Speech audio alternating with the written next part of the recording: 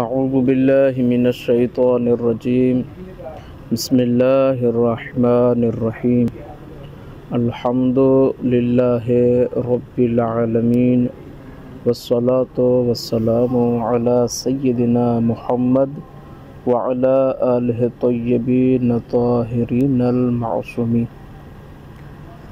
جیسا کہ آج کی ہماری نشست قلیل پانی کے متعلق ہے، ہم آج سے پہلے جو پانی کے باب میں وارد ہوئے تھے تو اس میں مطلق اور مضاف پانی کو بیان کیا، جس میں مضاف کی دو قسمیں بیان کی گئی اور اس کے بعد مطلق پانی کو بیان کیا۔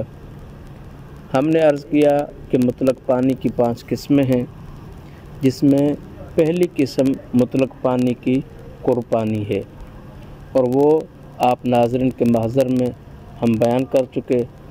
دوسری قسم جو مطلق پانی کی ہے وہ ہے قلیل پانی۔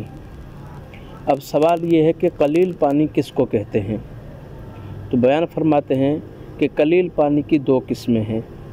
قلیل اس پانی کو کہا جاتا ہے جس کی مقدار قر سے کم ہو۔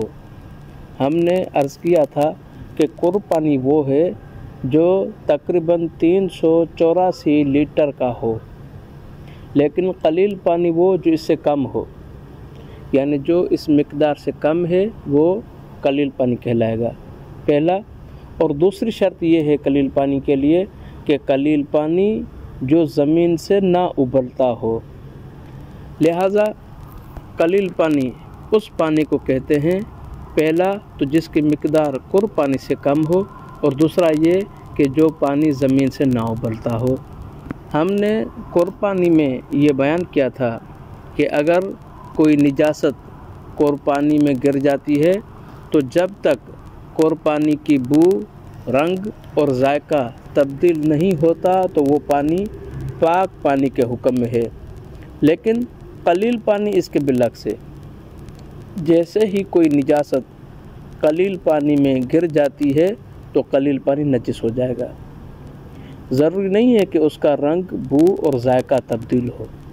اب یہ ہے کہ اگر کوئی شخص قلیل پانی کے ذریعے سے طہارت کرنا چاہتا ہے، جس چیز کو دھویا جا رہا ہے، مثال کے طور پہ پیشاب کے بعد انسان طہارت کرنا چاہتا ہے یا پاخانہ کرنے کے بعد انسان اگر طہارت کرنا چاہتا ہے، تو ان کو پاک کرنے کی صورت میں جو پانی گر رہا ہو تو وہ پانی آیا نجس ہے یا پاک ہے؟ تو اس میں کہتے ہیں کہ وہ پانی جس کے ذریعے سے طہارت کی جا رہی ہے تو وہ پانی نجس ہوگا، لیکن 5 ایسی شرطیں ہیں، اگر وہ ہوں تو پھر وہ پانی نجس نہیں ہوگا۔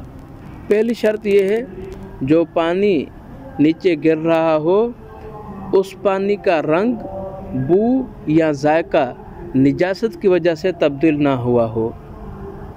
اگر اس پانی میں نجاست کی وجہ سے اس کا رنگ یا بو یا ذائقہ تبدیل ہو تو پھر وہ پانی نجس ہی ہوگا، پاک نہیں ہوگا، اور وہ پانی اگر کسی دوسری چیز کو لگے تو اس کو بھی نجس کر دے گا۔ دوسری چیز، جس پانی کے ذریعے سے آپ طہارت کر رہے ہیں اور وہ پانی اگر نیچے گر رہا ہو تو اس پانی کے ساتھ نجاست کے ذرات نہ ہوں۔ اگر اس پانی کے ساتھ نجاست کے ذرات ہوں گے تو وہ پانی نجس ہوگا، پاک نہیں ہوگا۔ تیسری شرط یہ ہے کہ اس پانی سے خارجی کوئی نجاست نہ ملے۔ مثال کے طور پہ انسان پیشاب کے بعد طہارت کرنا چاہتا ہے اور جیسے ہی وہ پانی نیچے گر رہا ہو اور اتفاق سے کوئی خون آ کر اس پانی کو ملے تو وہ پانی نجس ہوگا، پاک نہیں ہوگا۔ چوتھی شرط یہ ہے کہ جب انسان پیشاب کر رہا ہو یا پاخانہ کر رہا ہو تو اس کے ساتھ کوئی دوسری نجاست خارج نہ ہوئی ہو۔ مثال کے طور پہ پیشاب ہے یا پاخانہ، اس کے ساتھ خون نہ نکلا ہو۔ اگر خون نکلا ہو تو طہارت کرنے کے وقت جو پانی نیچے گرے گا وہ نجس ہوگا، پاک نہیں ہوگا۔ اور 5ویں آخری شرط، اس کے بعد آپ سے اجازت چاہیں گے چونکہ نماز کا وقت ہو گیا ہے۔ 5ویں اور آخری شرط یہ ہے کہ مقام بول اور مقام پاخانہ جو ہے اس کے اطراف میں معمول سے زیادہ نجاست لگی ہوئی نہ ہو۔ اگر آپ طہارت کر رہے ہوں پھر مقام بول ہو یا مقام پاخانہ ہو اس کے ساتھ معمول سے زیادہ نجاست لگی ہوئی ہو تو پھر جو پانی نیچے گرے گا وہ پانی نجس ہوگا، وہ پانی پاک نہیں ہوگا۔ تو انشاءاللہ امام محمد باقر علیہ السلام کے فرمان ذیشان کے مطابق آپ نے فرمایا جو میں نے پہلی ہی نشست میں عرض کیا تھا کہ تفقہوا فی الحلال والحرام وإلا انتم اعراب، کہ آپ حلال اور حرام کے درمیان تفقہ کریں۔ یہ وہ چیزیں ہیں جس کا سمجھنا اور جس میں تفقہ کرنا، جس کا حکم حاصل کرنا اور اس پہ عمل پیرا ہونا بہت ضروری ہے تاکہ انسان حلیت اور حرمت میں، نجاست اور طہارت میں فرق کر سکے۔ انشاءاللہ اجازت چاہتے ہیں اس دعا کے ساتھ کہ اللہ رب العزت آپ اور ہم سب کو دین اسلام سمجھنے اور اس پہ عمل پیرا ہونے کی توفیق عطا فرمائے۔ والسلام علیکم ورحمۃ اللہ وبرکاتہ۔